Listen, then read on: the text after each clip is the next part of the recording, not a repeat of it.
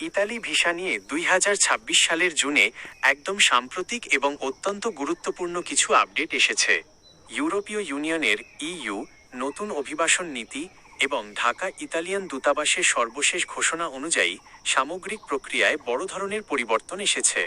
দালাল বা প্রতারক চক্রের হাত থেকে বাঁচতে এবং সঠিক নিয়মে আবেদনের জন্য নিচে নতুন নীতি ও আবেদন পদ্ধতি বিস্তারিতভাবে তুলে ধরা হলো। 1. নতুন ইউই অভিবাসন আইন ও কঠোর অবস্থান সর্বশেষ আপডেট। 12 জুন 2026 থেকে পুরো ইউরোপীয় ইউনিয়ন জুড়ে নতুন অ্যাসাইলাম ও migration pact new asylum and migration pact আনুষ্ঠানিকভাবে কার্যকর হয়েছে। এর পরপরই 15 জুন ঢাকার ইতালি দূতাবাস একটি জরুরি বার্তা প্রকাশ করেছে। অবৈধ প্রবেশের পরিণতি লিবিয়া বা অন্য কোনো ট্রানজিট দেশ হয়ে অবৈধভাবে, যেমন ট্রলারে বা দালালের মাধ্যমে ইতালিতে প্রবেশের চেষ্টা করলে সরাসরি সীমান্ত থেকেই নিজ দেশে ফেরত পাঠানো হবে। তারা ইতালিতে থাকার বা কাজ করার কোনো সুযোগ পাবেন না। বৈধ পথের আহ্বান দূতাবাস স্পষ্ট জানিয়েছে, 2025 এবং 2026 সালে বাংলাদেশিদের জন্য হাজার হাজার কর্মসংস্থান, ওয়ার্ক ভিসা, ফ্যামিলি রিউনিয়ন এবং স্টুডেন্ট ভিসা ইস্যু করা হয়েছে। তাই সবাইকে দালালের খপ্পরে না পড়ে শুধু বৈধ পথ ব্যবহারের অনুরোধ করা হয়েছে। 2. কাজের ভিসা ডিক্রেটো ফ্লুসি 2026। ইতালির নতুন কাজের ভিসার নিয়ম বা ডিক্রি অনুযায়ী কর্মী নিয়োগের পদ্ধতি এখন অনেক বেশি নিয়মতান্ত্রিক। এমপ্লয়ার কনফার্মেশন আইন 145/2024। ইতালিতে আপনার নিয়োগকর্তা বা মালিক যখন স্পোর্টেলো ইউনিকো এসইউআই থেকে আপনার জন্য নুলা ওস্তা বা কাজের অনুমতিপত্র ইস্যু করবেন, তখন ভিসা প্রসেসিংয়ের সময় মালিককে পুনরায় সেই চাকরির অফারটি নিশ্চিত করতে হবে। মালিককে এই কনফার্মেশন মেসেজ পাওয়ার 15 দিনের মধ্যে জবাব দিতে হবে, অন্যথায় ভিসা আটকে যেতে পারে।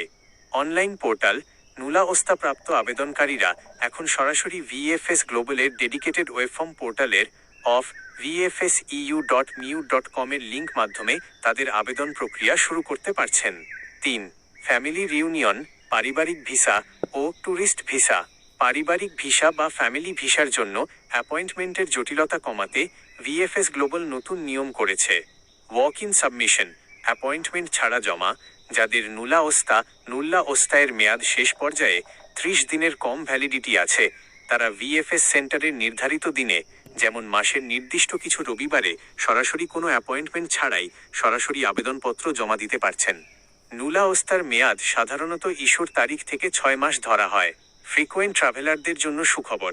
ট্যুরিস্ট ভিসার ক্ষেত্রে যারা গত 4 বছরের মধ্যে অন্তত 3 বার সেঙ্গেন ভিসা ব্যবহার করেছেন এবং কোনো ওভারস্টে অতিরিক্ত সময় অবস্থান করেননি, তারা এখন কোনো অ্যাপয়েন্টমেন্ট ছাড়াই সরাসরি ট্যুরিস্ট ভিসার আবেদন জমা দিতে পারছেন। নতুন আবেদন পদ্ধতি ধাপে ধাপে। যদি আপনার কাছে বৈধ নুলা ওস্তা থাকে কিংবা আপনি ফ্যামিলি স্টুডেন্ট ভিসার আবেদন করতে চান, তবে নিচের পদ্ধতি অনুসরণ করুন।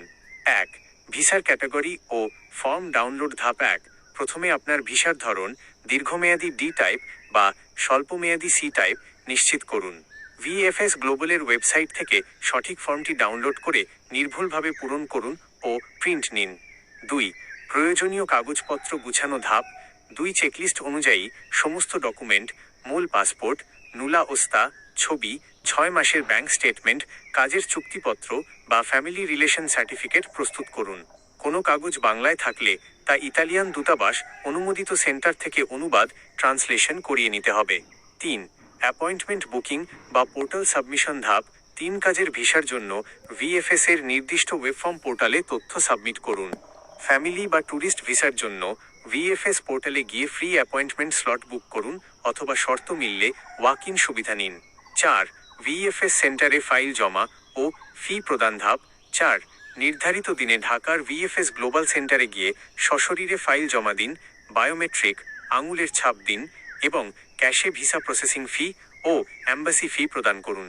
গুরুত্বপূর্ণ পরামর্শ: ইতালির অ্যাম্বাসি এখন প্রতিটি ফাইল ব্যাকগ্রাউন্ড ভেরিফিকেশন ও ক্রস চেক করে।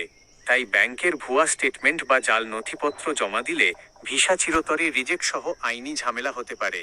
সম্পূর্ণ বৈধ উপায়ে নিজে অথবা বিশ্বস্ত মাধ্যমের সহায়তায় এগিয়ে যান।